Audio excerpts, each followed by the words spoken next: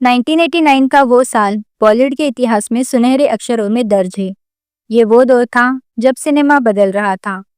एक तरफ समानांतर सिनेमा अपनी जगह बना रहा था, तो दूसरी तरफ मसाला फिल्मों का जादू चरम पर था। इसी साल एक ऐसा क्लैश हुआ जिसने फिल्म जगत को हिला दिया। एक तरफ थे डिस्को डांसर, जिनकी फिल्म इलाका रिलीज होने के लिए तैयार थी। दूसरी तरफ थे पंजाब के पुत्र और एक्शन के नए किंग सनी देओल, जो अपनी फिल्म त्रिदेव के साथ बॉक्स ऑफिस पर धमाका करने को तैयार थे। क्लैश सिर्फ दो फिल्मों का नहीं, बल्कि दो अलग अलग फैन बेस का टकराव था।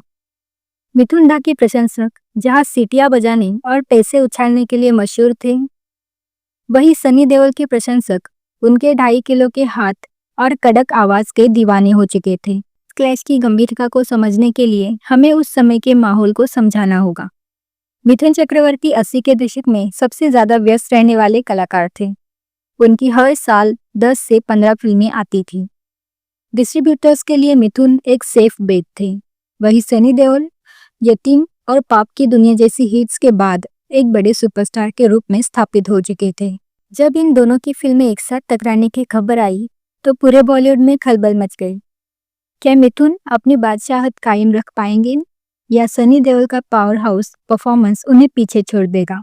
फिल्म इलाका का निर्देशन अजीत सजवाल ने किया। ये फिल्म उस दौर की विशिष्ट मल्टी स्टारर एक्शन ड्रामा थी। मिथुन चक्रवर्ती के साथ इसमें संजय दत्त को लिया गया था, जो उस समय अपने करियर की दूसरी पारी शुरू कर रहे थे। फिल्म की कहानी एक भ्रष्ट अव्यवस्था और उसके खिलाफ खड़े होने वाले नायकों पर आधारित थी।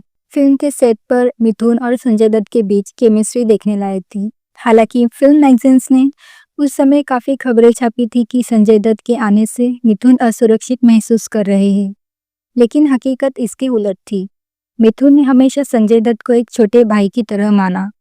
एक बार शूटिंग के दौरान जब संजय दत्त अपने व्यक्तिगत जीवन के तनाव से गुजर रहे थे, तो मिथुन दा ही थे जिन्होंने उन्हें सेट पर मोटिवेट किया। कि एक एक्शन सीक्वेंस के दौरान जिसमें मिथुन को एक ऊंची इमारत से कूदना था, उन्होंने बॉडी डबल का इस्तेमाल करने से साफ मना कर दिया।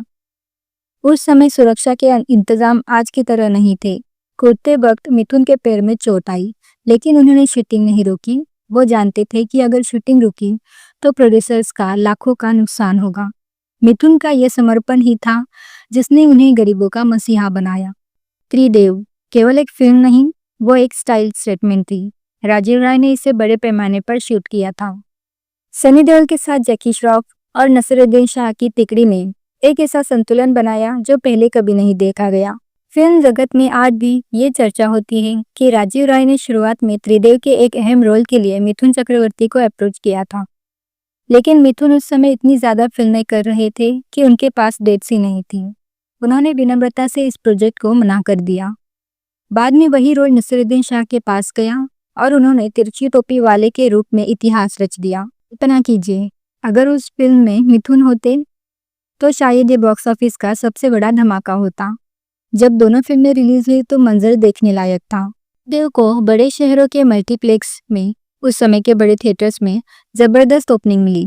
फिल्म के गाने ओए ओए ने देश भर में एक लहर पैदा कर दी। पहले हफ्ते के कलेक्शन में त्रिदेव काफी आगे निकल गई। इन मिथुन की इलाका ने असली दम दिखाया सिंगल स्क्रीन थिएटर्स में।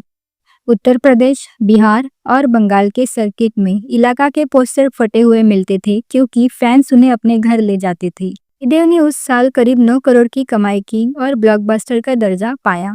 वही इलाका ने भी अपने लागत से कहीं ज्यादा 5 करोड़ के आसपास का बिजनेस किया और हिट साबित हुई। यह हार किसी की नहीं हुई, बल्कि जीत दर्शकों की हुई।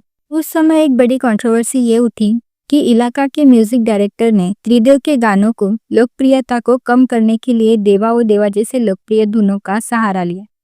म्यूजिक इंडस्ट्री में चर्चा थी कि कल्याण जी, आनंद जी और नदीम श्रवण के बीच एक अनकहा युद्ध चल रहा था। त्रिदेव का संगीत मॉडर्न था तो इलाका के संगीत जड़ों से जुड़ा हुआ था। ये ओए ओए ने धूम मचाई थी, लेकिन इलाका का संगीत भी किसी से कम नहीं था।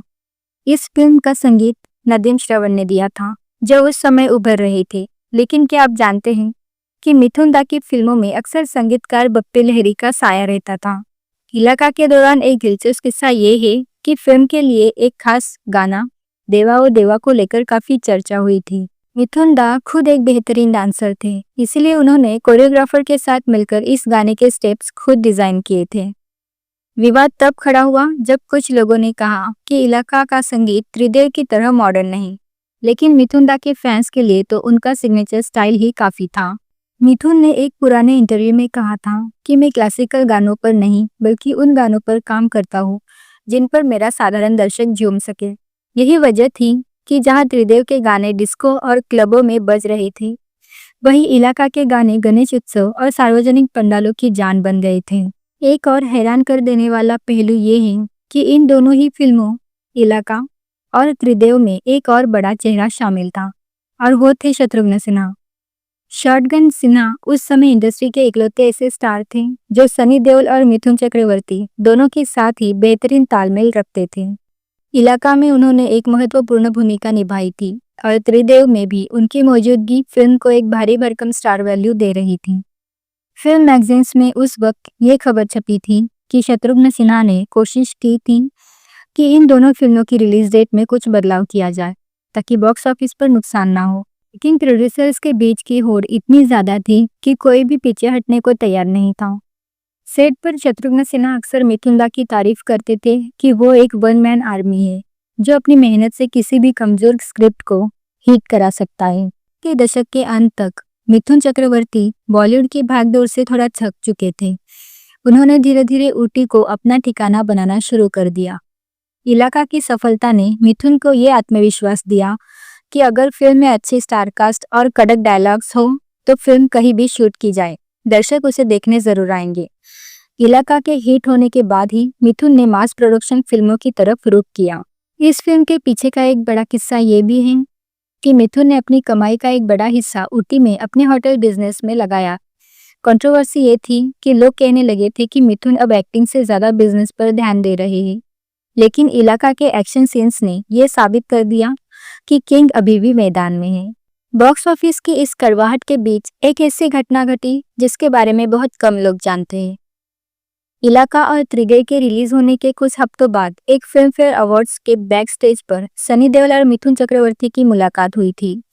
उस वक्त मीडिया में ये फैलाया जा रहा था कि दोनों एक दूसरे की शक्ल देखना पसंद नहीं करते, लेकिन मिथुन दा ने सनी देओल के पास जाकर उन्हें त्रिदेव की ब्लॉकबस्टर सफलता के लिए गले लगाया और बधाई दी। सनी देओल, जो स्वभाव से बहुत शर्मीले थे, उन्होंने मिथुन दा के पैर छुए और कहा कि पाजी, आपकी कलेक्शन के आंकड़े हम जैसे नए लोगों के लिए मिसाल हैं। ये मुलाकात बताती है कि स्क्रीन पर भले ही इलाका की जंग चल रही थी, लेकिन असल जिंदगी में इन सितारों के बीच आपसी सम्मान कूट-कूट कर भरा था। 1989 का वो क्लैश ये नहीं तय कर पाया कि कौन बड़ा स्टार है, बल्कि उसने ये तय कर दिया कि बॉलीवुड में दो अलग अलग तरह के सिनेमा के लिए जगह है। जहाँ त्रिदेव ने स्टाइलिश और मॉडर्न एक्शन की नींव रखी, वही इलाका ने देसी और मिट्टी से जुड़े एक्शन को जिंदा रखा। मिथुन चक्रवर्ती ने दिखा दिया कि वो एक ऐसे सुपरस्टार हैं जो किसी भी युवा स्टार के सामने अपनी साख बचाने का हुनर जानते हैं। आज जब हम मुड़कर देखते हैं तो इलाका और त्रिदेव दोनों ही कल्ट क्लासिक्स बन चुके हैं। आपको इन दोनों में से कौन सी फिल्म सबसे ज्यादा पसंद है, हमें कमेंट सेक्शन में जरूर बताइए। अगर आपको ये वीडियो पसंद आया हो तो इसे लाइक करें और हमारे चैनल को सब्सक्राइब करना ना भूलें। मिलते हैं अगले वीडियो में। धन्यवाद।